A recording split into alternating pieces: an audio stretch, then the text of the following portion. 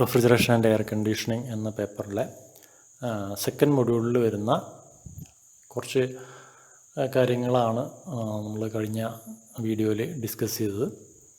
Vapour absorption system തുടങ്ങിയ കാര്യങ്ങൾ. ഇനി അതിലുള്ളത് പ്രധാനമായിട്ടുള്ളത് ഈ റെഫ്രിജറേഷൻ സിസ്റ്റത്തിൽ വരുന്ന പ്രധാനപ്പെട്ട ഭാഗങ്ങൾ, കംപ്രസർ, കണ്ടൻസർ, ഇവാപ്പറേറ്റർ തുടങ്ങിയ സംഗതികൾ, അതിൻ്റെയൊക്കെ ക്ലാസിഫിക്കേഷൻ, അതിൻ്റെ ടൈപ്സ് കാര്യങ്ങളൊക്കെയാണ് ഇനി വരുന്നത്. അപ്പോൾ ഈ വീഡിയോയിൽ പറയാൻ പോകുന്നത് കംപ്രസറിനെ കുറിച്ചാണ്. കംപ്രസർ എന്തൊക്കെ തരത്തിലുണ്ട്, എങ്ങനെയാണ് അത് വർക്ക് ചെയ്യുന്നുള്ള തുടങ്ങിയ കാര്യങ്ങളാണ് ഈ വീഡിയോയിൽ പറയാനായിട്ട് പോകുന്നത്. അപ്പോൾ ആദ്യം classification of compressors. Classification of compressors അത് രണ്ട് ക്രൈറ്റീരിയ, രണ്ട് മാനദണ്ഡങ്ങൾ വെച്ചിട്ട് അതിനെ നമ്മൾ ഡിവൈഡ് ചെയ്യുന്നുണ്ട്. ഒന്ന് based on the working principle വെച്ചിട്ട് പോസിറ്റീവ് ഡിസ്പ്ലേസ്മെൻറ്റ് ടൈപ്പ്, അതേപോലെ റോട്ടോ ഡൈനാമിക് ടൈപ്പ്, അങ്ങനെ രണ്ട് തരത്തിലുള്ള കംപ്രസേഴ്സ് ഉണ്ട്. അതേപോലെ അടുത്ത് നോക്കുക, based on arrangement of compressor, motor or external drive. ഇപ്പോൾ കംപ്രസറും മോട്ടോറും അല്ലെങ്കിൽ കംപ്രസറിനെ ഡ്രൈവ് ചെയ്യുന്ന എഞ്ചിനാണെങ്കിൽ എഞ്ചിൻ, അതുമായിട്ട് എങ്ങനെയാണ് ഇത് ബന്ധപ്പെടുത്തിയിരിക്കുന്നത്, എങ്ങനെയാണിത് അറേഞ്ച് ചെയ്ത് വെച്ചിരിക്കുന്നത് എന്നുള്ള അറേഞ്ച്മെൻറ്റിനനുസരിച്ച് മൂന്ന് തരത്തിലുണ്ട്. ഓപ്പൺ ടൈപ്പ് കംപ്രസർ എന്ന് പറയും, ഹെർമെറ്റിക് അല്ലെങ്കിൽ സീൽഡ് ടൈപ്പ് കംപ്രസർ എന്ന് പറയും, അതേപോലെ സെമി ഹെർമെറ്റിക് അല്ലെങ്കിൽ സെമി സീൽഡ് ടൈപ്പ് കംപ്രസർ എന്ന് പറയും. ഇങ്ങനെ രണ്ട് ക്രൈറ്റീരിയ വെച്ച് നമ്മളിതിനെ ഡിവൈഡ് ചെയ്തിട്ടുണ്ട്. അപ്പോൾ ഇതിലിനി ഓരോന്നും എന്താണെന്നുള്ളത് ഡീറ്റെയിൽ ആയിട്ടാണ് നമ്മൾ നോക്കാൻ പോകുന്നത്. അപ്പോൾ depending upon the construction, positive displacement compressors used in refrigeration and air conditioning can be classified into reciprocating type and rotary type. അപ്പോൾ നമ്മൾ നേരത്തെ പറഞ്ഞു positive displacement type, rotodynamic type, അങ്ങനെ രണ്ട് കാര്യങ്ങളുണ്ടെന്ന് പറഞ്ഞു. ഇപ്പോൾ അതിൽ തന്നെയുള്ള പോസിറ്റീവ് ഡിസ്പ്ലേസ്മെൻറ്റ് ടൈപ്പ് കംപ്രസറിനെ നമുക്ക് വീണ്ടും രണ്ടായിട്ട് ഡിവൈഡ് ചെയ്യാം. അതാണ് ഇപ്പോൾ ഇതിലെഴുതിയിരിക്കുന്ന പോലെ റെസിപ്രോക്കേറ്റിംഗ് ടൈപ്പും റോട്ടറി ടൈപ്പും. റെസിപ്രോക്കേറ്റിംഗ് ടൈപ്പ് ഉണ്ട്, റോട്ടറി ടൈപ്പ് ഉണ്ട്.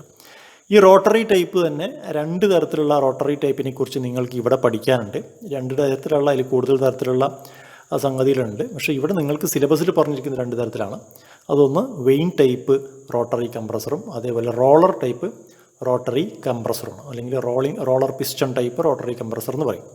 ഇങ്ങനത്തെ രണ്ട് തരത്തിലുള്ള റോട്ടറി ടൈപ്പ് കംപ്രസറിനെ കുറിച്ച് പഠിക്കാനുണ്ട്. അതേപോലെ റെസിപ്രോക്കേറ്റിംഗ് ടൈപ്പ് പഠിക്കാനുണ്ട്. അപ്പോൾ ഇതിൽ ശ്രദ്ധിക്കുക, റെസിപ്രോക്കേറ്റിംഗ് ടൈപ്പ് ആണെങ്കിലും റോട്ടറി ടൈപ്പ് ആണെങ്കിലും ഇതിന് പോസിറ്റീവ് ഡിസ്പ്ലേസ്മെൻറ്റ് എന്ന് പറയുന്ന ആ ഒരു കാറ്റഗറിയിലുള്ള രണ്ട് തരത്തിലുള്ളവരാണ് ഈ രണ്ട് കാര്യങ്ങളും, റെസിപ്രോക്കേറ്റിംഗ് റോട്ടറി ടൈപ്പും. അടുത്ത് നോക്കുക, റോട്ടോ ഡൈനാമിക് കംപ്രസറിനെ ഇതേപോലെ തന്നെ നമുക്ക് വീണ്ടും രണ്ടാക്കി ഡിവൈഡ് ചെയ്തിട്ടുണ്ട്. അതൊന്ന് റേഡിയൽ ഫ്ലോ ടൈപ്പ് അല്ലെങ്കിൽ സെൻട്രിഫ്യൂഗൽ കംപ്രസർ എന്നൊക്കെ പറയും, മറ്റൊന്ന് ആക്സിയൽ ഫ്ലോ ടൈപ്പ് എന്ന് പറയും. അപ്പോൾ ഇനി ഇത് ഓരോന്നും ഡീറ്റെയിൽ ആയിട്ട് നോക്കാം. ആദ്യം റെസിപ്രോക്കേറ്റിംഗ് കംപ്രസേഴ്സ്. ഇപ്പോൾ ഈ റെസിപ്രോക്കേറ്റിംഗ് കംപ്രസർ എന്ന് പറയുന്നത് വളരെ നിങ്ങൾക്ക് പരിചയമുള്ള ഒരു സംഗതിയാണ്. നിങ്ങൾ internal combustion engine, IC engine പഠിച്ചിട്ടുണ്ടാവും. അപ്പോൾ അതിലുള്ള പോലെ തന്നെ ഇതിൽ നോക്കുക, ഇതിൽ പിസ്റ്റൺ സിലിണ്ടർ അറേഞ്ച്മെൻ്റ് ആണ്. രണ്ട് വാൽവുകളുണ്ട്, ഒന്ന് സെക്ഷൻ വാൽവും വേറൊന്ന് ഡെലിവറി വാൽവും ഉണ്ട്. അതേപോലെ ഈ കംപ്രസറിൻ്റെ പിസ്റ്റണോടനുബന്ധിച്ച് കണക്റ്റിംഗ് റോഡ്, പിസ്റ്റൺ പിന്നെ ക്രാങ്ക് ഷാഫ്റ്റ് തുടങ്ങിയ സംഗതികൾ, ബാലൻസിങ് വെയിറ്റ് ഒക്കെ ഉണ്ട്. ഇത് സാധാരണ നമ്മൾ എഞ്ചിനിൽ കാണുന്ന ഭാഗങ്ങളൊക്കെയാണ്. അത് കൂടുതലായിട്ട് എക്സ്പ്ലനേഷൻ വേണ്ടി വരും തോന്നില്ല, നിങ്ങൾക്കറിയാമെന്ന് തോന്നുന്നു. ഇത് വർക്ക് ചെയ്യുന്നത് എങ്ങനെയാണെന്ന് വെച്ച് കഴിഞ്ഞാൽ, ഈ പിസ്റ്റൺ ഉള്ളിലേക്ക് വരുന്ന സമയത്ത് അവിടെ ഒരു വാക്യൂം ഉണ്ടാവുകയും ഈ സക്ഷൻ വാൽവ് ഓപ്പൺ ചെയ്ത് അതിനകത്തേക്ക് റെഫ്രിജറൻറ്റ് വേപ്പർ ഉള്ളിലേക്ക് വരികയും ചെയ്യുന്നു. പിസ്റ്റൺ മുന്നിലേക്ക് പോകുന്ന സമയത്ത് അതിനകത്തുള്ള വോള്യൂം കുറയുകയും പ്രഷർ കൂടുകയും ചെയ്യുന്നു. അങ്ങനെ ഒരു പർട്ടിക്കുലർ പ്രഷർ ആവുന്ന സമയത്ത് ഈ സ്പ്രിംഗ് ലോഡഡ് ഡെലിവറി വാൽവാണ് ഇതിലെ, ആ വാൽവിൻ്റെ പ്രഷർ കൂടുന്ന സമയത്ത് ആ വാൽവ് ഓപ്പണായി അതുവഴി ഈ വേപ്പർ റെഫ്രിജറൻറ്റ് കണ്ടൻസറിലേക്ക് പോകുന്നു. അപ്പോൾ ഇവിടെ ശ്രദ്ധിക്കുക, ഈ രണ്ട് വാൽവുകളും സ്പ്രിംഗ് ലോഡഡ് വൺ വേ വാൽവുകളാണ്. സ്പ്രിംഗ് ലോഡഡ് വൺ വേ വാൽവുകൾ. സ്പ്രിംഗ് ലോഡഡ് വാൽവ് എന്ന് പറയുമ്പോൾ അതിൽ ആ ഒരു പർട്ടിക്കുലർ പ്രഷർ എത്തിക്കഴിഞ്ഞാൽ ആ സ്പ്രിങ്ങിനെ അത് ഓപ്പൺ ചെയ്യും. ഇപ്പോൾ സെക്ഷൻ വാൽവ് നോക്കുക, സെക്ഷൻ വാൽവ് ഉള്ളിലേക്ക് മാത്രമേ തുറക്കുള്ളൂ. സിലിണ്ടറിനകത്ത് പ്രഷർ കൂടുന്ന സമയത്ത് സെക്ഷൻ വാൽവ് തുറക്കില്ല. സിലിണ്ടറിനകത്ത് പ്രഷർ കൂടുന്ന സമയത്ത് ഡെലിവറി വാൽവാണ് തുറക്കുക. അതേപോലെ പിസ്റ്റൺ പിന്നിലേക്ക് പോകുന്ന സമയത്ത് അതിനകത്ത് വാക്യൂം വരുന്ന സമയത്ത് ഈ സെക്ഷൻ വാൽവാണ് ഓപ്പൺ ആകുക. അപ്പോൾ ഈ പ്രഷർ കുറയുമ്പോൾ സെക്ഷൻ വാൽവ് ഓപ്പൺ ആവുന്നു.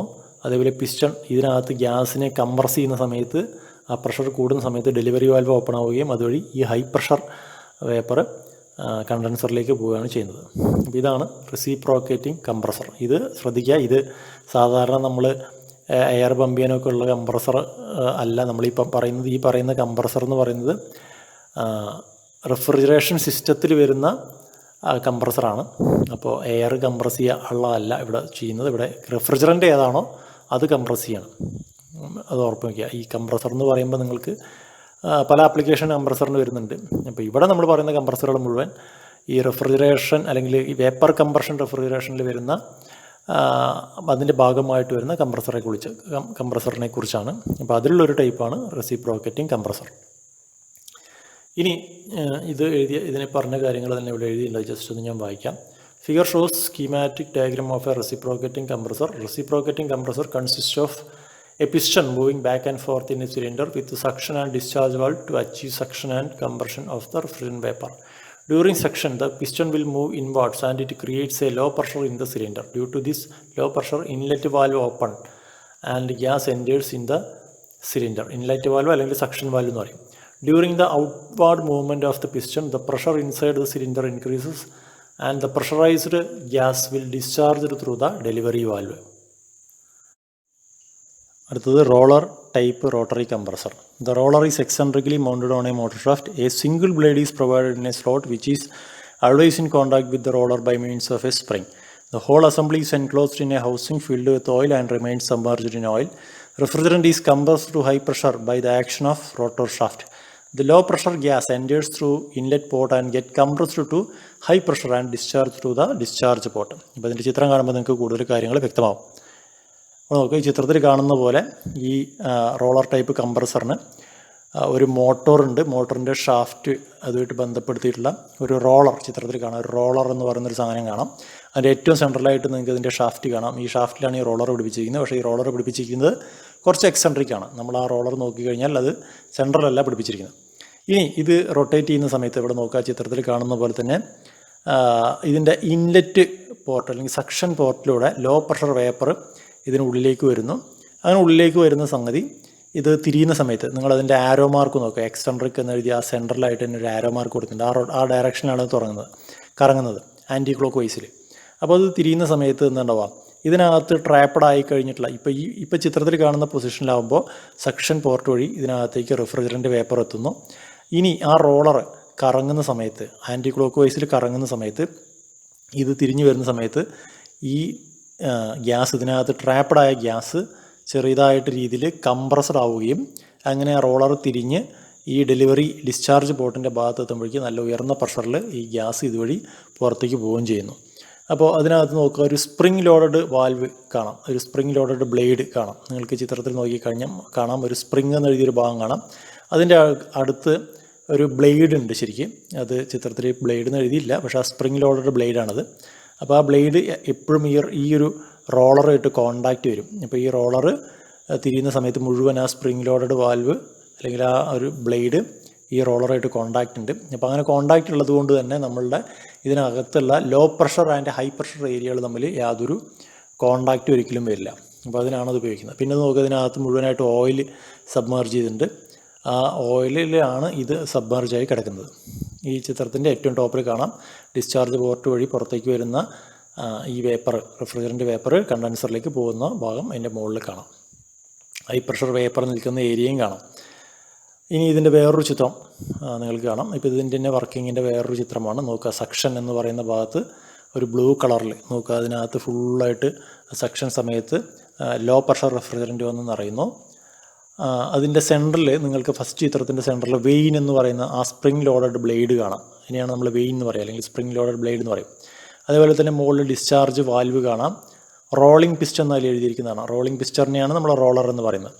ഇപ്പോൾ ഈ ചിത്രത്തിൽ ഒന്നാമത്തെ എ എന്ന് എഴുതിയ ഫസ്റ്റ് ചിത്രം നോക്കുക. ഈ പൊസിഷനിൽ ബ്ലൂ കളർ അവിടെ സെക്ഷൻ വഴി ആരോ മാർക്ക് കാണുന്നുണ്ട്. അതുവഴി ഇതിനകത്തേക്ക് ലോ പ്രഷർ റെഫ്രിജറൻ്റ് വന്ന് നിറയുന്നു. ഇനി രണ്ടാമത്തെ ചിത്രം നോക്കാം. രണ്ടാമത്തെ ചിത്രമാകുമ്പോഴേക്കും എന്താണ്, അതിൻ്റെ ആ റോളറിൻ്റെ പൊസിഷൻ അല്ലെങ്കിൽ റോളിംഗ് പിസ്റ്റൻ്റെ പൊസിഷൻ കുറച്ച് മാറി ആൻറ്റി ക്ലോക്ക് വൈസ് ഡയറക്ഷനിലാണ് റൊട്ടേറ്റ് ചെയ്യുന്നത്. അപ്പോൾ നോക്കുക, anticlockwise direction rotate ചെയ്യുന്ന സമയത്ത് ഇതിനകത്ത് ട്രാപ്പ് ചെയ്യപ്പെട്ട വേപ്പറിൻ്റെ പ്രഷർ കൂടി ഒരു ഓറഞ്ച് കളർ കാണിച്ചിട്ടുണ്ട് രണ്ടാമത്തെ ചിത്രത്തിൽ. അത് ശരിക്കും ട്രാപ്പായി കിടക്കുകയാണ്. അതിന് ഒരു വശത്ത് ഈ പിസ്റ്റൺ ഈ സിലിണ്ടറിലേക്ക് ടച്ച് ചെയ്ത് നിൽക്കുന്നതുകൊണ്ട് അതിന് ആ വഴി എസ്കേപ്പ് ചെയ്യാൻ പറ്റില്ല. അതേപോലെ തന്നെ മറ്റേ സൈഡിൽ ആ സ്പ്രിംഗ് ലോഡഡ് വെയിൻ അല്ലെങ്കിൽ സ്പ്രിംഗ് ലോഡഡ് ബ്ലേഡ് ഈ റോളറിൽ തട്ടി നിൽക്കുകയാണ്. അതുകൊണ്ട് ആ ഭാഗത്തേക്ക് അതിന് പോകാനായിട്ട് സാധിക്കില്ല. അതുകൊണ്ട് അതവിടെ ഒരു ട്രാപ്ഡ് കണ്ടീഷനിലാണ്. ഇനി നോക്കുക, സി എന്നുള്ള ചിത്രമാകുമ്പോഴേക്കും ഈ റോളർ ഏറ്റവും താഴത്തെത്തി. അപ്പോൾ അതിനകത്ത് ട്രാപ്പ് ചെയ്യപ്പെട്ട ഈ പറയുന്ന ഗ്യാസ് അത് കുറച്ചുകൂടി കംപ്രസറായി, അതൊരു വയലറ്റ് അല്ലെങ്കിൽ ഏകദേശം ഒരു റെഡ് കളറിനോട് അടുത്തൊരു കളറായി മൂന്നാമത്തെ ചിത്രമാകുമ്പോഴേക്കും. അതേസമയം തന്നെ ശ്രദ്ധിക്കേണ്ട ഒരു കാര്യം നോക്കുക, ആ സമയത്ത് അവിടെ സക്ഷൻ പോർട്ട് വഴി അതിനകത്തേക്ക് പുതിയ ലോ പ്രഷർ ചാർജ് അല്ലെങ്കിൽ ലോ പ്രഷർ റെഫ്രിജറൻ്റ് വേപ്പർ എത്തുന്നുണ്ട്. പക്ഷേ ആ ബ്ലേഡ് അവിടെ ഉള്ളതുകൊണ്ട് ആ ലോ പ്രഷർ ആയിട്ടുള്ള വേപ്പറും ഇപ്പുറത്തുള്ള കംപ്രസറായി നിൽക്കുന്ന ആ റെഡ് അല്ലെങ്കിൽ വയലറ്റ് കളറിലുള്ള ഉയർന്ന മർദ്ദത്തിലുള്ള വേപ്പറും തമ്മിൽ യാതൊരു കോണ്ടാക്റ്റും വരുന്നില്ല. കാരണം എന്താ, അവിടെ ബ്ലേഡ് ഒരു സൈഡിലുണ്ട്, മറ്റേറ്റത്ത് റോളർ വെച്ചിട്ടുണ്ട്, റോളർ നിൽക്കുന്നുണ്ട്. ഇനി ഡി എന്നുള്ള ചിത്രത്തിലാകുമ്പോഴേക്കും നോക്കുക, റോളർ കറങ്ങി ഈ സൈഡിലെത്തുമ്പോഴേക്ക് ആ ഗ്യാസ് നല്ല രീതിയിൽ കംപ്രസർ ആവുകയും അത് റെഡ് കളറിൽ അവിടെ കാണിക്കുന്നുണ്ട് അല്ലേ. ആ വാൽവ് ലിഫ്റ്റ് ചെയ്ത് ആ ഡിസ്ചാർജ് ഗ്യാസ് എന്ന് പറഞ്ഞിട്ടൊരു ആരോ കാണാം. ആ ഹൈ പ്രഷറിലായിട്ട് ഈ ഗ്യാസ് പുറത്തേക്ക് പോവുകയും ചെയ്യുന്നു. അതേസമയം നോക്കുക, അപ്പുറത്തെ സൈഡിൽ അവിടെ സെക്ഷൻ സൈഡിലൂടെ കുറേ കൂടി വേപ്പർ വന്ന മറ്റേ സൈഡിൽ നിറയുകയും ചെയ്തിട്ടുണ്ട്. അപ്പോൾ ഇതിങ്ങനെ കണ്ടിന്യൂസ് ആയിട്ട് റൊട്ടേഷൻ നടന്നുകൊണ്ടിരിക്കുന്ന സമയത്ത് ഇതിൻ്റെ പ്രഷർ കൂടി നമുക്ക് ഈ വാപ്പറേറ്ററിൽ നിന്ന് വരുന്ന ലോ പ്രഷർ ഗ്യാസിനെ കംപ്രസ് ചെയ്ത് നമുക്ക് കണ്ടൻസറിലേക്ക് ഹൈ പ്രഷർ ഗ്യാസായിട്ട് ഡെലിവർ ചെയ്യാനായിട്ട് സാധിക്കും. അതാണ് ഈ റോളർ പിസ്റ്റൺ ടൈപ്പ് കംപ്രസർ. അടുത്തത് വെയിൻ ടൈപ്പ് റോട്ടറി കംപ്രസറാണ്. അപ്പോൾ ഇത് നോക്കുക, അതിൻ്റെ എഴുതിയിരിക്കുന്ന സംഗതികൾ ആദ്യം വായിക്കാം. Veins R mounted in slots of rotor. The rotor is concentric with the shaft. The vane slides within the rotor but keep contact with the cylinder. The assembly of rotor and the vanes is off center with respect to the cylinder. The space between adjacent vanes decreases, which leads to compression of the gas trapped between the vanes. അപ്പോൾ ഇത് എന്താണ് ഇതിൽ നടക്കുന്നത് നോക്കാം. Vane type rotary compressor. അപ്പോൾ ഈ ചിത്രത്തിൽ കാണുന്ന പോലെ തന്നെ ഇവിടെ നോക്കാം, നമ്മൾ നേരത്തെ കാണിച്ച ചിത്രം പോലെ തന്നെ ഒരു റോട്ടോർ എന്ന് പറയുന്നൊരു സംഗതി കാണാം. അതേപോലെ തന്നെ അതിൻ്റെ സെൻറ്ററിലായിട്ടൊരു ഷാഫ്റ്റ്, റോട്ടോർ ഷാഫ്റ്റ് ആയിട്ട് കാണാനായിട്ട് സാധിക്കും. റോട്ടോറിൻ്റെ ഷാഫ്റ്റ് കാണാം. അതേപോലെ നോക്കുക, ഇതിൽ ഈ റോട്ടോറിൽ തന്നെയാണ് 4 ബ്ലേഡ് ഫിക്സ് ചെയ്തിരിക്കുന്നത്. നമ്മൾ നേരത്തെ കണ്ട ചിത്രത്തിൽ ആ സിലിണ്ടറിൻ്റെ സൈഡിലായിരുന്നു ഒരു സ്പ്രിംഗ് ലോഡഡ് വാൽവെങ്കിൽ, ഇതിൽ കറങ്ങുന്ന റോട്ടോറിലാണ് ഈ പറയുന്ന പോലെ ബ്ലേഡുകൾ ഫിക്സ് ചെയ്തിരിക്കുന്നത്. ഇതിന് ഒരു സക്ഷൻ പോർട്ടും ഉണ്ട്, അതേപോലെ ഒരു ഡിസ്ചാർജ് പോർട്ടും ഉണ്ട്. നേരത്തെ കാണുന്ന പോലെ തന്നെ ഓയിൽ ഇതിനകത്ത് ഫില്ല് ചെയ്തിട്ടുണ്ട്. ഇനി ഇത് വർക്ക് ചെയ്യുന്നത് നോക്കാം, ഇതിൽ ഈ റോട്ടറിൻ്റെ സെൻറ്ററിലുള്ള ഷാഫ്റ്റും കോൺസെൻട്രിക് ആണ്. എന്ന് പറയുമ്പോൾ ആ റോട്ടറിൻ്റെ സെൻറ്ററിലാണ് ആ ഷാഫ്റ്റ് നിൽക്കുന്നത്. പക്ഷേ വേറൊരു പ്രത്യേകത എന്ന് പറയുന്നത്, ആ റോട്ടറും അതേപോലെ തന്നെ അതിൻ്റെ സെൻറ്ററിലുള്ള ഷാഫ്റ്റും കൂടി നിൽക്കുന്ന ഭാഗം ഈ ഹോൾ അസംബ്ലിയുടെ സെൻറ്ററിലല്ല, അതൊരു ഭാഗത്തേക്ക് എക്സെൻട്രിക് ആയിട്ടാണ് നിൽക്കുന്നത്. അത് നിങ്ങൾക്ക് ചിത്രം നോക്കി കഴിഞ്ഞാൽ തന്നെ കാണാം. ആ സിലിണ്ടറിൻ്റെ സെൻറ്ററിലല്ല റോട്ടറും അതേപോലെ റോട്ടറിൻ്റെ ഷാഫ്റ്റും കൂടി നിൽക്കുന്നത്. അത് നിങ്ങൾക്ക് വ്യക്തമായിട്ട് ചിത്രത്തിൽ കാണാം. അപ്പോൾ ഇതും ഈ പറഞ്ഞ പോലെ റൊട്ടേറ്റ് ചെയ്യുന്നതിൻ്റെ ഇടയിൽ ഇപ്പോൾ നോക്കുക, ഇപ്പോൾ സക്ഷൻ പോർട്ടിന് ഇടയിൽ നിൽക്കുന്ന ആ 2 വെയിനിൻ്റെ ഇടയിൽ കുറച്ച് ഈ പറയുന്ന റെഫ്രിജറൻറ്റ് ട്രാപ്ഡ് ആവും. ഇത് കറങ്ങി വരുന്ന സമയത്ത് ആദ്യം ഇതിൻ്റെ ഏരിയ കുറച്ച് അല്പം കൂടുന്നുണ്ടെങ്കിലും പിന്നെ ആ അറ്റത്ത് ഡിസ്ചാർജ് പോർട്ടിൻ്റെ ഭാഗത്ത് എത്തുന്ന സമയത്ത് ഇതിൻ്റെ ഏരിയ ഇതിന് ഇടയിലുള്ള ഏരിയ വളരെ കമ്മിയായിട്ട് വരികയും അല്ലെങ്കിൽ സ്പേസ് വളരെ കമ്മിയായിട്ട് വരികയും അപ്പോൾ അതിനകത്ത് ട്രാപ്ഡ് ആയിട്ടുള്ള ഈ റെഫ്രിജറൻ്റ് വേപ്പറിൻ്റെ പ്രഷർ കൂടുകയും അത് ഡിസ്ചാർജ് പോർട്ടിലൂടെ പുറത്തേക്ക് പോവുകയും ചെയ്യുന്നു. അപ്പോൾ ഇങ്ങനെയാണ് ഇത് വർക്ക് ചെയ്യുന്നത്. നേരത്തെ പറഞ്ഞ പോലെ ഇതിന് 4 സ്ലോട്ടിൽ, ഈ റോട്ടറിൽ തന്നെയുള്ള സ്ലോട്ടിൽ 4 ബ്ലേഡുകളുണ്ട്. ഈ 4 ചിലതിൽ ഡിസൈൻ അനുസരിച്ച് എണ്ണം കൂടുകയോ കുറയുകയോ ചെയ്യാം. അപ്പോൾ ഇവിടെ ചിത്രത്തിൽ കാണിച്ചിരിക്കുന്നത് 4 ഉള്ളതാണ്. അപ്പോൾ ഈ 2 വെയിനിൻ്റെ ഇടയിൽ പെടുന്ന ഗ്യാസ് അല്ലെങ്കിൽ റെഫ്രിജറൻ്റ് വേപ്പർ ഇതിൻ്റെ റൊട്ടേഷൻ അനുസരിച്ച് ഇത് കംപ്രസ്ഡ് ആവുകയും ഡിസ്ചാർജ് പോർട്ടിൻ്റെ അവിടെ എത്തുമ്പോഴേക്ക് ഉയർന്ന പ്രഷറിലായി ആ ഡിസ്ചാർജ് പോർട്ടിലൂടെ കണ്ടൻസറിലേക്ക് പോവുകയാണ് ചെയ്യുന്നത്. അപ്പോൾ ഇതാണ് വെയിൻ ടൈപ്പ് കംപ്രസർ. അടുത്തത് സെൻട്രിഫ്യൂഗൽ കംപ്രസർ. അപ്പോൾ സെൻട്രിഫ്യൂഗൽ കംപ്രസർ എന്ന് പറയുന്നത് സെൻട്രിഫ്യൂഗൽ പമ്പുമായിട്ട് വളരെ സിമിലാരിറ്റി ഉള്ളതാണ്. പമ്പിലുള്ള പോലെ തന്നെ ഇമ്പല്ലറും കേസിങ്ങും ഇൻലെറ്റ് പോർട്ടും ഡെലിവറി പോർട്ടും ഒക്കെ ഇതിലുണ്ട്. അപ്പോൾ അത് നിങ്ങൾ പഠിച്ചിട്ടുണ്ടോ ഹൈഡ്രോളിക് മെഷീൻസിലോ അല്ലെങ്കിൽ ഫസ്റ്റ് ഇയർ ബേസിക് മെക്കാനിക്കൽ എഞ്ചിനീയറിങ്ങിൻ്റെ ഭാഗത്തൊക്കെ ഒരുപക്ഷേ നിങ്ങൾ പഠിച്ചിട്ടുണ്ടാവും, സെൻട്രിഫ്യൂഗൽ പമ്പ് പഠിച്ചിട്ടുണ്ടാവും. അപ്പോൾ അതുപോലെ തന്നെ അതുമായിട്ട് വളരെ സിമിലറാണ് ഈ പറയുന്ന സെൻട്രിഫ്യൂഗൽ കംപ്രസർ എന്ന് പറയുന്നത്. പിന്നെ ശ്രദ്ധിക്കേണ്ട ഒരു കാര്യം, നമ്മൾ പോസിറ്റീവ് ഡിസ്പ്ലേസ്മെൻറ്റ് പമ്പ് എന്ന് പറഞ്ഞാൽ, പോസിറ്റീവ് ഡിസ്പ്ലേസ്മെൻറ്റ് പമ്പ് എന്ന് പറഞ്ഞത് 3 പമ്പുകളാണ് നമ്മൾ നേരത്തെ പഠിച്ചത്. റെസിപ്രോക്കേറ്റിംഗ് ആണെങ്കിലും അതേപോലെ വെയിൻ ആണെങ്കിലും റോളിംഗ് പിസ്റ്റൺ ടൈപ്പ് ആണെങ്കിലും ഒക്കെ നമ്മൾ പഠിച്ചത് പോസിറ്റീവ് ഡിസ്പ്ലേസ്മെൻറ്റ് പമ്പാണ്. ഇത് പോസിറ്റീവ് ഡിസ്പ്ലേസ്മെൻറ്റ് പമ്പല്ല, ഇത് റോട്ടോ ഡൈനാമിക് പമ്പാണ്. പോസിറ്റീവ് ഡിസ്പ്ലേസ്മെൻറ്റ് പമ്പിൻ്റെ ഒരു പ്രത്യേകത എന്ന് പറയുന്നത് അതിനകത്ത് അല്പം പോലും സ്ലിപ്പ് ഉണ്ടാവില്ല, അല്ലെങ്കിൽ ഒട്ടും ഫ്ലൂയിഡ് ഒരിക്കലും ഒട്ടും എന്താ പറയുക കംപ്രസർ ആയിക്കഴിഞ്ഞാൽ അത് ഡെലിവറി പൈപ്പിലൂടെ പുറത്ത് പോകുന്നുള്ളത് ഉറപ്പാണ്. അപ്പോൾ ഇതിൽ റോട്ടോ ഡൈനാമിക് ആകുമ്പോൾ ഒരു ചെറിയ മാറ്റങ്ങളൊക്കെ വരുന്നുണ്ട്. അപ്പോൾ ഇതിൻ്റെ വർക്കിംഗ് കുറച്ച് വ്യത്യാസമുള്ളതാണ്. ഇതൊരു മെക്കാനിക്കലി ട്രാപ്പിംഗ് മെക്കാനിസം അല്ല, ഇത് സെൻട്രിഫ്യൂഗൽ ഫോഴ്സ് വെച്ചിട്ടാണ് ഇത് വർക്ക് ചെയ്യുന്നത്.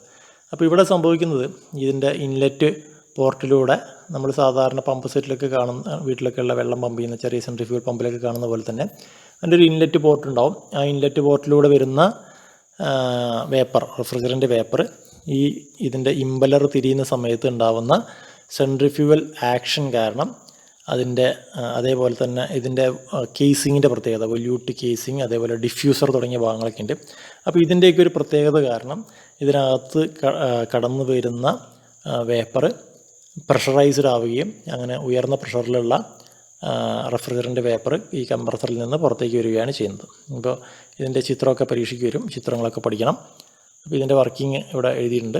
A single stage centrifugal compressor mainly consist of the following 4 components as shown in figure.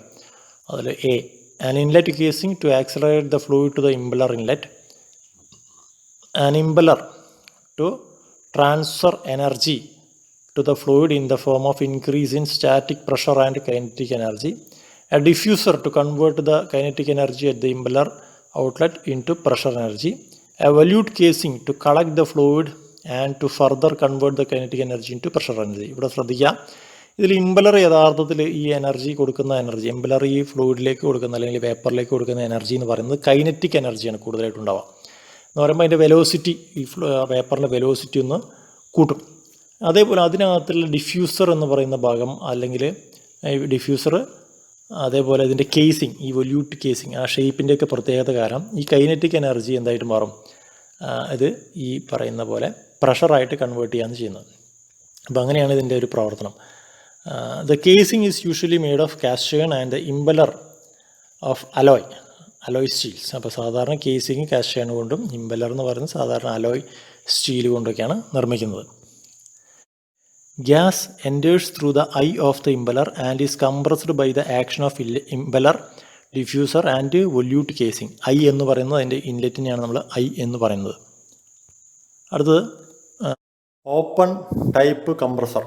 Open types have a separate housing for the compressor and the motor. Open compressors can be driven by non electric power sources such as combustion engines. Open type കംപ്രസറുകൾക്ക് separate housing ഉണ്ടാവും കംപ്രസറിനും അതേപോലെ electric മോട്ടോറിനും വേണ്ടിയിട്ട്. അപ്പോൾ compressor drive ചെയ്യാനായിട്ടാണ് ഇതിൽ electric motor. അതേപോലെ തന്നെ open compressors can be driven by non electric power sources such as combustion engines. അപ്പോൾ നോൺ ഇലക്ട്രിസിറ്റി ഉപയോഗിച്ച് വർക്ക് ചെയ്യുന്ന മോട്ടോറുകളല്ലാതെ നമുക്ക് എഞ്ചിനൊക്കെ വെച്ചിട്ട് ഈ തരത്തിലുള്ള കംപ്രസറുകൾ വർക്ക് ചെയ്യിപ്പിക്കാം എന്നാണ് പറയുന്നത്. ഓപ്പൺ ടൈപ്പ് കംപ്രസറൊക്കെ സാധാരണ വലിയ റെഫ്രിജറേഷൻ അല്ലെങ്കിൽ എയർ കണ്ടീഷനിങ് സിസ്റ്റംസിലാണ് ഉപയോഗിച്ച് വരുന്നത്. അടുത്തത് ഹെർമെറ്റിക് ടൈപ്സ്. ഹെർമെറ്റിക് ടൈപ്പ് എന്ന് പറയുമ്പോൾ അത് സീൽഡ് ടൈപ്പാണ്.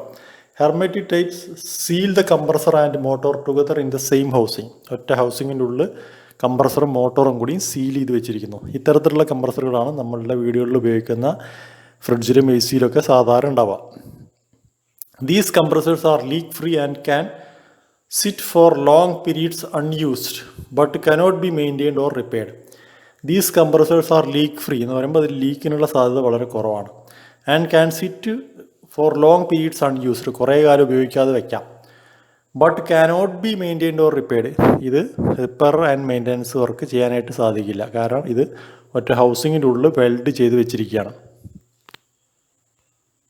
അടുത്ത semi hermetic type. Semi hermetic എന്ന് പറയുന്നത് also contain motor and compressor in one housing, but instead of one piece housing they incorporate gasketed or bolted covers. അപ്പോൾ ഇത്തരത്തിലുള്ള സെമി ഹെർമെറ്റിക് എന്ന് പറയുമ്പോൾ ഇത് സീൽ ചെയ്തിട്ട് ആണ് വരുന്നത്. പക്ഷേ ഇതിൻ്റെ ഒരു പ്രത്യേകത എന്ന് പറയുന്നത് ഇത് നമുക്ക് റിപ്പയർ ആൻഡ് മെയിൻ്റനൻസ് വർക്ക് ഇതിൽ ചെയ്യാനായിട്ട് സാധിക്കും എന്നുള്ളതാണ്. ഇത് ബോൾട്ടൊക്കെ ഉപയോഗിച്ച് അല്ലെങ്കിൽ ഗ്യാസ്കറ്റ്സ് ഒക്കെ ഉപയോഗിച്ച് ലീക്ക് ഫ്രീ ആയിട്ട് അത് ടൈറ്റ് ചെയ്ത് വെച്ചിരിക്കുകയാണ്. These can be removed four maintenance and repair of the compressor or motor. അപ്പോൾ ഇതാണ് സെമി ഹെർമെറ്റിക് ടൈപ്പ്. അപ്പോൾ ഇതിൻ്റെ ചിത്രങ്ങളാണ് ഈ കാണിച്ചിരിക്കുന്നത്. ഇത് ഓപ്പൺ ടൈപ്പ് കംപ്രസറാണ്. ചിത്രത്തിൽ കാണിച്ചിരിക്കുന്നത് ഓപ്പൺ ടൈപ്പ് കംപ്രസർ. അടുത്തത് സെമി ഹെർമെറ്റിക് കംപ്രസർ യൂണിറ്റ്. ചിത്രത്തിൽ 2-3 ചിത്രം കാണാം, വീഡിയോയിൽ 2-3 ചിത്രം കാണാം. ഇത് സെമി ഹെർമെറ്റിക് ടൈപ്പ് എന്ന് പറയുമ്പോൾ നമുക്ക് റിപ്പയർ ചെയ്യാൻ പറ്റുന്ന തരത്തിലുള്ള ഹൗസിംഗ് ഉള്ള സംഗതി, സെമി ഹെർമെറ്റിക് ടൈപ്പ് കംപ്രസർ. അടുത്തത് ഹെർമെറ്റിക്കലി സീൽഡ് കംപ്രസർ യൂണിറ്റ്. ഇത് മോട്ടോറും കംപ്രസറും ഒരു ഹൗസിങ്ങിനുള്ളാക്കി സീൽ ചെയ്തിരിക്കുന്ന തരത്തിലുള്ളതാണ്. ഈ തരത്തിലുള്ള കംപ്രസറുകളാണ് സാധാരണ നമ്മളുടെ വീടുകളിൽ ഉപയോഗിക്കുന്ന ചെറിയ ചെറിയ ഫ്രിഡ്ജിലും എ സിയിലൊക്കെ ഉപയോഗിക്കുന്നത്. ഇതിൻ്റെ ഒരു പ്രത്യേകത എന്ന് പറയുന്നത് ഇത് ഈ കംപ്രസർ കേട് വന്നു കഴിഞ്ഞാൽ റിപ്പയർ ചെയ്യാനായിട്ട് സാധിക്കില്ല. ഇത് റീപ്ലേസ്മെൻ്റ് ആണ് സാധാരണ ചെയ്യാൻ. അതാണ് ഇതിൻ്റെ പ്രത്യേകത. പക്ഷേ ഇതിന് വേറൊരു ഗുണം എന്താ വെച്ച് കഴിഞ്ഞാൽ വേറെ പ്രത്യേകിച്ച് മെയിൻ്റനൻസ് വർക്ക് കാര്യങ്ങളൊന്നും ആവശ്യമില്ല. നമുക്ക് ഗ്യാസ്കറ്റ് മാറ്റുകയോ അല്ലെങ്കിൽ സീലിംഗ് മാറ്റുകയോ അതേപോലെയുള്ള വർക്കുകളൊന്നും ഇതിൽ കൂടുതലായിട്ട് വരുന്നില്ല. ഇനി ഈ പറഞ്ഞ കാര്യങ്ങൾ എൻ്റെ കുറച്ചുകൂടി ഡീറ്റെയിൽസ് ആണ് ഇവിടെ എഴുതിയിരിക്കുന്നത്. അപ്പം ഞാനതൊന്ന് വായിക്കാം. Based on arrangement of compressor, motor or external drive, open type, hermetic type, semi hermetic type, ഇങ്ങനെ 3 തരത്തിലുള്ള കംപ്രസറുകളുണ്ട്. In open type compressors the rotating shaft of the compressor extends through a seal in crankcase for external drive. Open type കംപ്രസറിൽ കംപ്രസറിൻ്റെ shaft crank കേസിനകത്ത് നിന്ന് extend ചെയ്ത് നിൽക്കും. The external drive may be an electric motor or an engine. The compressor may be belt driven or gear driven. Open type compressors are normally used in medium to large capacity refrigeration system for all refrigerants and for ammonia. അപ്പോൾ ഇത് നമുക്ക് belt driven ആവാം അല്ലെങ്കിൽ gear driven ആവാം. അങ്ങനെ പലതരത്തിൽ നമുക്കിതിനെ drive ചെയ്യാം. ഇത് ഒരുവിധം എല്ലാ തരത്തിലുള്ള റെഫ്രിജറൻസിനും പറ്റും. അതേപോലെ ഇത് ലാർജ് കപ്പാസിറ്റി പ്ലാന്റുകളിലാണ് സാധാരണ ഉപയോഗിക്കുന്നത്. Open type compressors are characterized by high efficiency, flexibility, better compressor cooling and serviceability. അപ്പോൾ ഇതിൻ്റെ പ്രത്യേകത എന്ന് പറയുന്നത് എഫിഷ്യൻസി കൂടുതലാണ്, എഫിഷ്യൻസി പറയുമ്പോൾ COP, ഫ്ലെക്സിബിലിറ്റി ഉണ്ട്, better compressor and cool. Flexibility എന്ന് പറയുമ്പോൾ നമുക്ക് ഈ ഒരു കംപ്രസർ തന്നെ പലതരത്തിലുള്ള അപ്ലിക്കേഷൻ ഉപയോഗിക്കാനായിട്ട് സാധിക്കും. പലതരത്തിലുള്ള നമുക്ക് മാറി മാറി ഉപയോഗിക്കാനായിട്ട് സാധിക്കും എന്ന് പറയുമ്പോൾ പല പ്ലാന്റുകളിലും പല ഡിസൈനിലും പല ലോഡിലൊക്കെ ഉപയോഗിക്കാൻ സാധിക്കും. Better compressor cooling and serviceability. However, since the shaft has to extend through the seal, refrigerant leakage from the system cannot be eliminated completely. Hence, refrigeration system using open type compressor require a refrigerant reservoir to take care of the refrigerant leakage for some time, and then regular maintenance for charging the system with refrigerant, changing of seals, gasket, etc. are needed. അപ്പോൾ ഇതിൻ്റെ പ്രത്യേകത എന്ന് പറയുന്നത് ഇത് ഫ്ലെക്സിബിളാണ്, efficient ആണോ ഒക്കെ ശരിയാണ്. പക്ഷേ ഇതിൻ്റെ ഒരു പ്രത്യേക ഡ്രോബാക്ക് എന്ന് പറയുന്നത് ഇത് റെഫ്രിജറൻറ്റ് ലീക്കേജ് ഉണ്ടാകാനുള്ള സാധ്യതയുള്ള ഒരു സംഗതിയാണ്. അപ്പോൾ അതുകൊണ്ട് തന്നെ ഇതിൻ്റെ മെയിൻ്റനൻസ് ആൻഡ് റിപ്പയർ വർക്ക് വളരെ കൂടുതലായിരിക്കും. അതുകൊണ്ട് ഇതിൽ നമുക്ക് ഇടയ്ക്ക് ഗ്യാസ് റീഫിൽ ചെയ്യേണ്ടി വരും. അതേപോലെ തന്നെ ഇതിൻ്റെ ഗ്യാസ്കറ്റുകളും സീലുകളൊക്കെ മാറ്റേണ്ടുന്ന ഒരു സാഹചര്യവും പലപ്പോഴും വരാറുണ്ട്. അങ്ങനെയാണെങ്കിൽ മാത്രമാണ് നമുക്കിത് കൃത്യമായിട്ട് ഉപയോഗിക്കാനായിട്ട് സാധിക്കുള്ളൂ. Hermetic compressor, motor and compressor are enclosed in the same housing to prevent refrigerant leakage. The housing has welded connections for refrigerant inlet and outlet and power input socket. As a result of this, there is virtually no possibility of refrigerant leakage from the compressor. ഇപ്പോൾ hermetically sealed കംപ്രസറിൽ എന്ന് പറയുമ്പോൾ നമുക്ക് അതിൽ refrigerant ലീക്കേജിൻ്റെ ഒരു സാധ്യത വളരെ കുറവാണ്. All motors reject a part of the power supplied to it due to eddy currents and friction, that is inefficiencies. Similarly, the compressor also gets heated up due to friction and also due to temperature rise of the vapor during compression. അപ്പോൾ സാധാരണ മോട്ടോറുകളൊക്കെ ഓടുമ്പോൾ ചൂടാവും, നിങ്ങൾക്ക് അറിയുന്ന കേസാണ്. അതേപോലെ കംപ്രസറും work ചെയ്തുകൊണ്ടിരിക്കുമ്പോൾ ചൂടാവും. അപ്പോൾ ഈ തരത്തിലുള്ള ഹെർമെറ്റിക്കലി സീൽഡ് കംപ്രസറിൽ മോട്ടോറും അതേപോലെ കംപ്രസറും ഒക്കെ ഓടിക്കൊണ്ടിരിക്കുന്ന സമയത്ത് ചൂടാവും. അത് ഓപ്പൺ ടൈപ്പിലും ചൂടാവും. പക്ഷേ ഓപ്പൺ ടൈപ്പിൽ എന്താ ഒരു ഗുണം എന്ന് വെച്ച് കഴിഞ്ഞാൽ അത് നേരിട്ട് അന്തരീക്ഷമായിട്ട് ഒരു ഹൗസിങ്ങിൻ്റെ ഉള്ളിൽ, കോമൺ ഹൗസിങ്ങിൻ്റെ ഉള്ളിൽ അല്ലാത്തതുകൊണ്ട് അത് പെട്ടെന്ന് ആ ഹീറ്റ് അന്തരീക്ഷത്തിലേക്ക് അല്ലെങ്കിൽ പുറത്തേക്ക് ഡിസിപ്പേറ്റ് ചെയ്ത് കളയാൻ സാധിക്കും. അതേസമയം ഈ തരത്തിലുള്ള ഹെർമെറ്റിക്കലി സീൽഡ് ആയിട്ടില്ല, അല്ലെങ്കിൽ ഹെർമറ്റിക് കംപ്രസേഴ്സിൽ തരത്തിലുള്ളൊരു സജ്ജീകരണം ഇല്ല. അപ്പോൾ അതുകൊണ്ട് അവിടെ ഒരു സ്പെഷ്യൽ മെക്കാനിസം ഉപയോഗിക്കുന്നുണ്ട്. അതാണ് ഇനി പറയാൻ പോകുന്നത്. In open type, both the compressor and motor normally reject heat to the surrounding air for efficient operation. In hermetic compressors, heat cannot be rejected to the surroundings since both are enclosed in a shell. Hence, the cold suction gas is made to flow over the motor and compressor before entering the compressor. This keeps the motor cool. The motor winding is in direct contact with the refrigerant, hence only those refrigerants which have high dielectric strength can be used in hermetic compressors. അപ്പോൾ ഇവിടെ ചെയ്യുന്നത്, hermetic കംപ്രസേഴ്സിൻ്റെ കേസിൽ ചെയ്യുന്നത്, ഇവാപ്പറേറ്ററിൽ നിന്ന് വരുന്ന refrigerant vapour ഉപയോഗിച്ച് തന്നെയാണ് ഇവിടെ കംപ്രസറും അതേപോലെ മോട്ടറും ഒക്കെ കൂൾ ചെയ്യിപ്പിക്കുന്നത്. അപ്പോൾ ഇത് നമുക്ക് ഇത്തരത്തിലുള്ള ആപ്ലിക്കേഷനിൽ വരുന്ന സമയത്ത് റെഫ്രിജറൻ്റൊക്കെ വളരെ കെയർഫുള്ളായിട്ട് സെലക്ട് ചെയ്യണം. കാരണം ഇത് വൈൻഡിങ്ങുമായിട്ടൊക്കെ കോൺടാക്റ്റ് വരുന്നതുകൊണ്ട്. The cooling rate depends upon the flow rate of the refrigerant, its temperature and thermal properties of the refrigerant. If flow rate is not sufficient or if the temperature is not low enough, the insulation on the winding of the motor can burn out and short circuiting may occur. Hence, hermetically sealed compressors give satisfactory and safe performance over a very narrow range of design temperature and should not be used for off-design conditions. അപ്പോൾ ഇതിൻ്റെ cooling rate, ഈ hermetically sealed കംപ്രസറിൽ നമ്മളിപ്പോൾ നേരത്തെ പറഞ്ഞ പോലെ തന്നെ refrigerant വെച്ച് തന്നെയാണ് കൂൾ ചെയ്യുന്നത്. ഇവാപ്പറേറ്ററിൽ നിന്ന് വരുന്ന റെഫ്രിജറൻറ്റ് ആണ് കൂൾ ചെയ്യാൻ ഉപയോഗിക്കുന്നത്. അതങ്ങനെ കൂൾ ചെയ്തതിന് ശേഷമാണ് കംപ്രസറിനകത്തേക്ക് കയറി പോകുന്നത്. അപ്പോൾ ഇതിൻ്റെ കൂളിംഗ് എന്ന് പറയുന്നത് purely depend on flow rate of refrigerant, എത്രത്തോളം റെഫ്രിജറൻറ്റ് ഇതിനകത്തേക്ക് വരുന്നു എന്നുള്ളതിനെ പറ്റിയിട്ടും അതേപോലെ ആ വരുന്ന റെഫ്രിജറൻറ്റിൻ്റെ ടെമ്പറേച്ചറിനെയൊക്കെ ബന്ധപ്പെട്ടിരിക്കുന്നു. അപ്പോൾ അതുകൊണ്ട് തന്നെ ഇത് വളരെ കെയർഫുള്ളായിട്ട് കൈകാര്യം ചെയ്തില്ലെങ്കിൽ നമുക്ക് ഇതിൻ്റെ മോട്ടറൊക്കെ കത്തിപ്പോയുള്ള സാധ്യതയുണ്ട്, ഷോർട്ട് സർക്യൂട്ടൊക്കെ ഉണ്ടാവാനുള്ള സാധ്യതയുണ്ട് ചൂട് കാരണം. അപ്പോൾ അതുകൊണ്ട് വളരെ കൃത്യമായിട്ടുള്ള ഡിസൈൻ പർപ്പസിൽ പറഞ്ഞിരിക്കുന്ന കാര്യങ്ങൾക്ക് മാത്രമാണ് ഇത് ഉപയോഗിക്കാനായിട്ട് പാടുള്ളൂ എന്നാണ് പറയുന്നത്. The COP of hermetic compressor based system is lower than that of open compressor based systems since a part of refrigeration effect is lost in cooling the motor and the compressor. However, hermetic compressors are almost universally used in small systems such as domestic refrigerators, water coolers, air conditioners, etc., where efficiency is not as important as customer convenience due to absence of continuous maintenance. അപ്പോൾ ഈ hermetic കംപ്രസറിൻ്റെയൊക്കെ COP കുറവാണ്. പക്ഷേ ഇത് എന്നാലും വളരെ വ്യാപകമായിട്ട് നമ്മളുടെ domestic applications എന്ന് പറഞ്ഞാൽ വീട്ടിൽ ഉപകരണങ്ങൾ ഉപയോഗിക്കുന്നുണ്ട്, ഫ്രിഡ്ജിലും അതേപോലെ AC വീടുകളിൽ ഉപയോഗിക്കുന്നുണ്ട്. അതിനുള്ള കാരണം എന്താണെന്ന് ചോദിച്ചു കഴിഞ്ഞാൽ ഇതിന് COP കുറവാണെങ്കിലും ഇതിൻ്റെ മെയിൻ്റനൻസ് വർക്ക്, ഇത് ഇടയ്ക്കിടയ്ക്ക് ഗ്യാസ് ഫില്ല് ചെയ്യാതെ അല്ലെങ്കിൽ അതിൻ്റെ സീല് മാറ്റുക, ഗാസ്കറ്റ് മാറ്റുക തുടങ്ങിയ പരിപാടികളൊന്നും ഇല്ലാത്തതുകൊണ്ട്, ഓപ്പൺ ടൈപ്പിലെ പോലെ ഇല്ലാത്തതുകൊണ്ട് ഇത് കസ്റ്റമറിന് വളരെ കൺവീനിയൻ്റ് ആണ്. അതുകൊണ്ട് തന്നെ ഇത് ധാരാളമായിട്ട് ഉപയോഗിച്ച് വരുന്നുണ്ട്. In addition to this, the use of hermetic compressors is in ideal systems which use capillary tubes as expansion devices and are critically charged systems. Hermetic compressors are normally not serviceable. They are not very flexible as it is difficult to vary their speed to control the cooling capacity. ഇപ്പോൾ capillary tube ഉപയോഗിക്കുന്നിടത്തൊക്കെ അത് വളരെ ഇഫക്റ്റീവായിട്ട് ഉപയോഗിക്കുന്നുണ്ട്. അതേപോലെ ഇതിൻ്റെ flexibility കുറവാണ്, നമ്മൾ നേരത്തെ പറഞ്ഞു.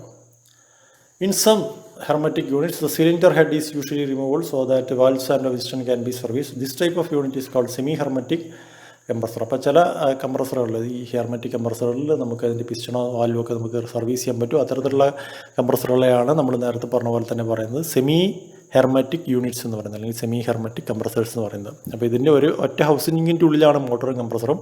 പക്ഷേ എന്നാലും ഇതൊരു തരത്തിലും സർവീസബിളാണ്. കാരണം ഇതിൻ്റെ ഹൗസിങ് വെൽഡ് ചെയ്ത് പിടിപ്പിച്ചിരിക്കുകയല്ല, ബോൾട്ടൊക്കെ ഉപയോഗിച്ച് ഗ്യാസ്കറ്റ്സും സീൽസൊക്കെ ഉപയോഗിച്ച് അത് എയർ ടൈറ്റായിട്ട് ഫിറ്റ് ചെയ്തിരിക്കണം. ഇതാണ് സെമി ഹെർമെറ്റിക് കംപ്രസർ എന്ന് പറയുന്നത്. അപ്പോൾ ഈ ചിത്രത്തിൽ അല്ലെങ്കിൽ നമ്മളിപ്പോൾ ഈ പറഞ്ഞ വീഡിയോയിൽ പറഞ്ഞ എല്ലാ കംപ്രസറുകളും നമുക്ക് പരീക്ഷയ്ക്ക് ചോദിക്കുന്നതാണ്. സെൻട്രിഫ്യൂഗലാണെങ്കിലും, വെയിൻ ടൈപ്പ് ആണെങ്കിലും, റോളർ ടൈപ്പ് ആണെങ്കിലും, റെസിപ്രോക്കേറ്റിക് ആണെങ്കിലും ഒക്കെ ചോദിക്കാം. ചിത്രം വരച്ചത് എക്സ്പ്ലെയിൻ ചെയ്യാൻ പറയും. അപ്പോൾ അത് നിങ്ങൾ അതിൻ്റെ ചിത്രസഹിതം പഠിക്കണം. അതേപോലെ ഏറ്റവും ലാസ്റ്റ് പറഞ്ഞ ഹെർമെറ്റിക്, അതേപോലെ ഓപ്പൺ ടൈപ്പ്, സെമി ഹെർമെറ്റിക്, ഇതൊക്കെ പരീക്ഷയ്ക്ക് പലതവണ ചോദിച്ചിട്ടുണ്ട്. അപ്പോൾ ഇതും വൃത്തിയായിട്ട് പഠിക്കുക. അതേപോലെ തന്നെ വേറൊരു കാര്യമുള്ളത്, നിങ്ങളിത് പഠിക്കുന്ന സമയത്ത്, ചിത്രം വരയ്ക്കുന്ന സമയത്തൊക്കെ ഇത് വൃത്തിയായിട്ട് മനസ്സിലാക്കിയതിന് ശേഷം മാത്രം ചിത്രം വരച്ച് പഠിക്കുക. കാരണം അതിൽ വെയിൻ ടൈപ്പ് അതേപോലെ റോളർ ടൈപ്പിലൊക്കെ കൺഫ്യൂഷൻ വല്ലതും ഉണ്ടെങ്കിൽ അതൊക്കെ ക്ലിയർ ചെയ്തതിന് ശേഷം മാത്രം ചിത്രം വരച്ച് പഠിക്കുക. അതല്ലെങ്കിൽ ആ ചിത്രം പരസ്പരം മാറിപ്പോകാനോ തെറ്റിപ്പോകാനോ ഒക്കെ സാധ്യതയുണ്ട്. കാരണം അത് രണ്ടും വളരെ സിമിലർ ആയിട്ടുള്ള ചിത്രങ്ങളാണ്. പക്ഷേ വളരെ ശ്രദ്ധിച്ച് നോക്കിയാൽ അല്ലെങ്കിൽ വളരെ ശ്രദ്ധിച്ച് വരച്ചാൽ മാത്രമേ, അല്ലെങ്കിൽ 1-2 തവണ അല്ലെങ്കിൽ അതിൽ കൂടുതൽ തവണ വരച്ചാൽ മാത്രമേ അത് പരീക്ഷയ്ക്ക് കൺഫ്യൂഷൻ ഇല്ലാതെ നിങ്ങൾക്ക് വരയ്ക്കാൻ പറ്റുള്ളൂ. അത് അങ്ങനത്തെ ഒരു പ്രത്യേകതയുണ്ട്. കാരണം രണ്ടെണ്ണത്തിനും വളരെ സിമിലർ ആയിട്ടുള്ള പാർട്സും കാര്യങ്ങളൊക്കെയാണ് വരുന്നത്. അതേപോലെ അത് എക്സെൻട്രിസിറ്റി, ചിലതിൽ റോട്ടറിനാണ് എക്സെൻട്രിസിറ്റി, ചിലത് മൊത്തത്തിൽ ആ റോട്ടറിൻ്റെ അസംബ്ലി സിലിണ്ടറും തമ്മിലാണ് എക്സെൻട്രിസിറ്റി. അപ്പോൾ അതൊക്കെ നിങ്ങൾ നോക്കി കൃത്യമായിട്ടത് പഠിക്കണം. അതല്ലെങ്കിൽ നിങ്ങൾ പരീക്ഷയ്ക്ക് പോകുമ്പോൾ അത് തെറ്റിപ്പോകാനുള്ള സാധ്യത വളരെ കൂടുതലാണ്. അപ്പോൾ അത്രയും കാര്യങ്ങളാണ് കംപ്രസറിനെ കുറിച്ച് പറയാനുള്ളത്. ഇതിൽ കംപ്രസർ നമുക്ക് സ്ക്രൂ കംപ്രസർ, അങ്ങനെ പലതരത്തിലുള്ള കംപ്രസറുകളുണ്ട്. അതൊക്കെ ഇതിൽ റെഫ്രിജറേഷൻ സിസ്റ്റത്തിൽ തന്നെ ഉപയോഗിക്കുന്നുണ്ട്. പക്ഷേ നമുക്കതൊന്നും നമ്മളുടെ സിലബസിൽ ഉൾപ്പെടുത്തിയിട്ടില്ലാത്തതുകൊണ്ടാണ് ആ പറഞ്ഞ ഭാഗങ്ങളിലൊന്നും കൂടുതലായിട്ട് നമ്മൾ പഠിക്കേണ്ടാത്തത്. അല്ലെങ്കിൽ നമ്മളൊക്കെ അത് സാധാരണ റെസിപ്രോക്കറ്റ് റെഫ്രിജറേഷൻ സിസ്റ്റംസിൽ ധാരാളം പലതരത്തിലുള്ള കംപ്രസറുകൾ ഉപയോഗിക്കുന്നുണ്ട്. അപ്പോൾ നമുക്ക് സിലബസിൽ പറഞ്ഞിരിക്കുന്ന കംപ്രസറുകൾ മാത്രമാണ് ഇപ്പോൾ ഈ വീഡിയോയിൽ ഡിസ്കസ് ചെയ്തത്. ഇതല്ലാത്ത പലതരത്തിലുള്ള കംപ്രസറുകളും ഉണ്ട്.